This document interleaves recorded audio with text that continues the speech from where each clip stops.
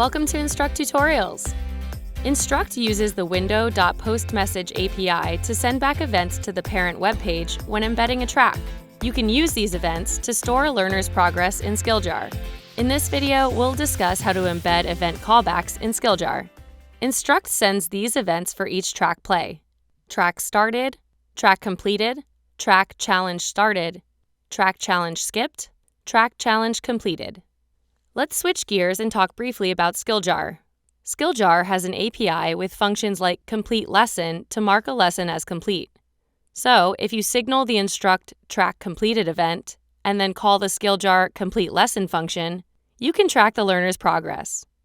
There are two things we'll need to set up in order to do this. First, we'll need to add a JavaScript event listener to the lesson pages to signal Instruqt events. A JavaScript event listener is a procedure in JavaScript that waits for an event to occur. In addition to this, we'll also need to call the Skilljar complete lesson function whenever the event listener signals an Instruqt track completed event. An event listener can be created in Skilljar from a theme code snippet. Let's set this up for our lessons that we've created. First, go to Theming and select Themes. Click New Theme. Add in a theme name.